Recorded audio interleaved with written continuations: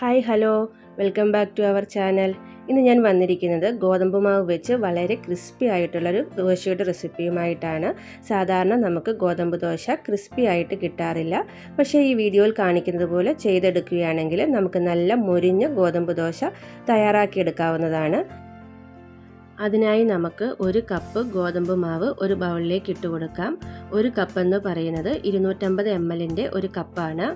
ഇനി ഞാനിതിലേക്ക് ചേർത്ത് കൊടുക്കുന്നത് 1/4 കപ്പ് റവയാണ്. നമുക്ക് വറുത്തതോ വറുക്കാത്തതോ ആയ റവ ഇതിലേക്ക് ഉപയോഗിക്കാം. ഇനി നമുക്കിതിലേക്ക് വേണ്ടത് ഒരു 2 ടേബിൾ സ്പൂണോളം അരിപ്പൊടിയാണ്. ഇനി ഞാനിതിലേക്ക് ചേർത്ത് കൊടുക്കുന്നത് ഒരു 1/2 കപ്പ് ഒട്ടും തന്നെ പുളിക്കാത്ത തൈരാണ്. ഇനി നമുക്കിതിലേക്ക് ഒരു 2 ടേബിൾ സ്പൂണോളം കുക്കിംഗ് ഓയിൽ കൂടി ചേർത്ത് കൊടുക്കണം. ഏത് ഓയിൽ വേണമെങ്കിലും നമുക്കിതിലേക്ക് ചേർത്ത് കൊടുക്കാവുന്നതാണ്. ഇനി നമുക്ക് ആവശ്യത്തിന് ഉപ്പ് കൂടി ചേർത്തതിന് ശേഷം നല്ലതുപോലെ ഇതൊന്ന് മിക്സ് ചെയ്തെടുക്കണം.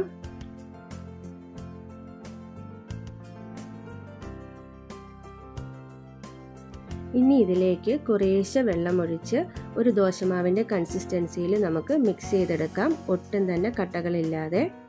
ഞാനിവിടെ ഏകദേശം ഒരു 1.5 കപ്പ് വെള്ളം ഉപയോഗിച്ചിട്ടുണ്ട് ഇതൊന്ന് മിക്സ് ചെയ്തെടുക്കാനായിട്ട്. ഇപ്പം നമ്മുടെ ദോശമാവിൻ്റെ ബാറ്റർ ഇവിടെ റെഡി ആയിട്ടുണ്ട്. ഇനി നമുക്കിതൊരു 10 മിനിറ്റ് നേരത്തേക്ക് റെസ്റ്റ് ചെയ്യാനായിട്ട് വെക്കാം. ഈ ഒരു സമയം കൊണ്ട് നമുക്ക് ദോശയ്ക്ക് ആവശ്യമായ ഒരു ക്യാരറ്റ് ചട്നി കൂടി തയ്യാറാക്കിയെടുക്കാം.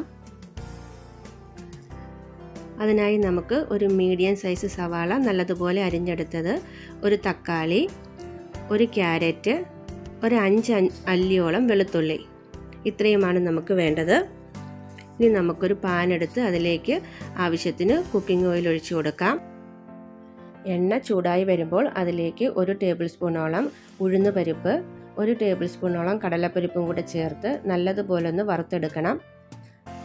ഇതിൻ്റെ കളർ ഒന്ന് ചേഞ്ച് ചെയ്ത് വരുമ്പോൾ നമുക്കതിലേക്ക് നമ്മൾ നേരത്തെ കട്ട് ചെയ്ത് വെച്ചിരുന്ന സവാള ചേർത്ത് കൊടുക്കാം. കൂടെ തന്നെ നമ്മൾ എടുത്തു വെച്ചിരുന്ന വെളുത്തുള്ളി കൂടി ചേർത്ത് നല്ലതുപോലെ നമുക്കൊന്ന് വഴറ്റിയെടുക്കണം. സവാളയുടെ കളറൊക്കെ മാറി നല്ലപോലെ ട്രാൻസ്പെറൻ്റ് ആയി വന്നിട്ടുണ്ട്. ഇനി നമുക്കതിലേക്ക് കട്ട് ചെയ്ത് വെച്ചിരുന്ന ക്യാരറ്റ് ചേർത്ത് കൊടുക്കാം.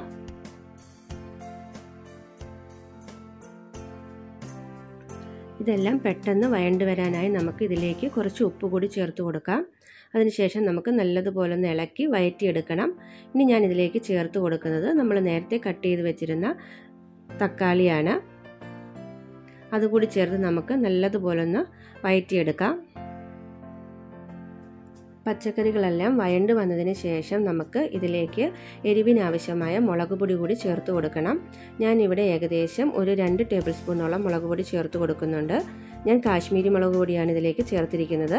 അതുകൂടി ചേർത്ത് നമുക്ക് നല്ലതുപോലെ ഒന്ന് വഴറ്റിയെടുക്കാം. മുളക് പൊടിയുടെ പച്ചമണമൊക്കെ മാറി വരുമ്പോൾ നമുക്ക് ഫ്ലെയിം ഓഫ് ചെയ്യണം. അതിനുശേഷം നമ്മൾ ഇത് തണുത്തതിന് ശേഷം മിക്സിയുടെ ജാറിലിട്ട് നല്ലതുപോലെ അരച്ചെടുക്കുകയാണ് ചെയ്യുന്നത്. ഞാനിപ്പം ഫ്ലെയിം ഓഫ് ആക്കിയിട്ടുണ്ട്. ഇനി നമുക്ക് ഈ മിക്സ് ഒരു മിക്സിയുടെ ജാറിലേക്ക് മാറ്റി കൊടുക്കാം. ഇനി നമുക്കിതിലേക്ക് ചേർത്ത് കൊടുക്കേണ്ടത് ഒരു 3 ടേബിൾ സ്പൂണോളം നാളികേരം ചിരകിയതാണ്.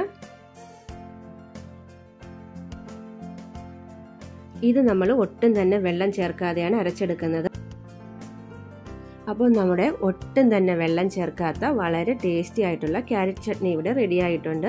ഇത് ദോശയ്ക്കൊപ്പവും ഇഡ്ഡലിക്കൊപ്പവും ഒക്കെ സെർവ് ചെയ്യാൻ പറ്റുന്ന നല്ല അടിപൊളി ഒരു ചട്നിയാണ്.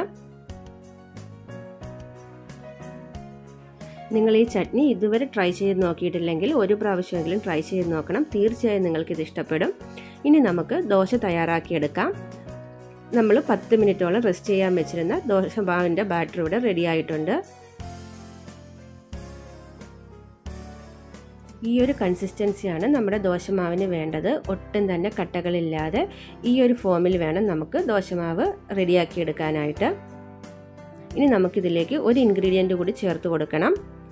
ഞാനിപ്പോൾ ചേർത്ത് കൊടുക്കുന്നത് 1 ടേബിൾ സ്പൂണോളം ഇനോയാണ്. അതുകൂടി ചേർത്തതിന് ശേഷം നമുക്കൊന്ന് മിക്സ് ചെയ്തെടുക്കാം. നമ്മൾ ഈ ഇനോയുടെ പൗഡർ ദോശ ചുടുന്നതിന് തൊട്ട് മുമ്പ് മാത്രമേ ചേർത്ത് കൊടുക്കാവൂ. ഇപ്പം നമ്മുടെ ദോശമാവ് നല്ലതുപോലെ പൊങ്ങി വന്നിട്ടുണ്ട്. ഇനി നമുക്ക് ചൂടായ പാനിലേക്ക് കുറച്ച് വെള്ളം ഒന്ന് സ്പ്രെഡ് ചെയ്തതിന് ശേഷം അതൊന്ന് ഒരു ടിഷ്യൂ പേപ്പർ ഉപയോഗിച്ച് തുടച്ചെടുക്കാം.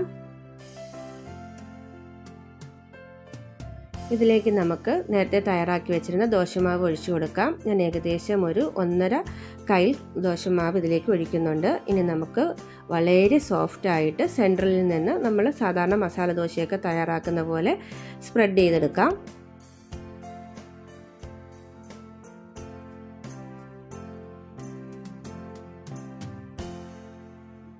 ഇനി നമുക്കിതിലേക്ക് ഓയിലോ നെയ്യോ ഒഴിച്ചു കൊടുക്കാവുന്നതാണ്. ഞാനിവിടെ കുക്കിംഗ് ഓയിലാണ് ഒഴിക്കുന്നത്. ഇതുപോലെ ഒന്ന് സ്പ്രെഡ് ചെയ്ത് കൊടുക്കാം ഓയിൽ.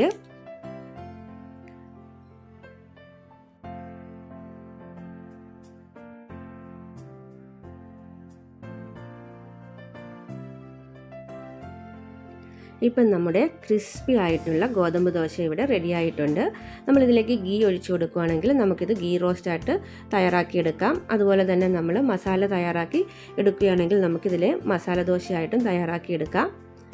അപ്പോൾ ഈ ഒരു റെസിപ്പി നിങ്ങൾക്ക് എല്ലാവർക്കും ഇഷ്ടമായെന്ന് കരുതുന്നു. ഇഷ്ടമായെങ്കിൽ ഷെയർ ചെയ്യണം, ലൈക്ക് ചെയ്യണം, സബ്സ്ക്രൈബ് ചെയ്യണം, തൊട്ടടുത്തുള്ള ബെല്ലൈക്കൺ കൂടി എനേബിൾ ചെയ്യണം. അടുത്ത വീഡിയോയിൽ കാണുന്നതുവരേക്കും ടേക്ക് കെയർ, ബൈ ബൈ.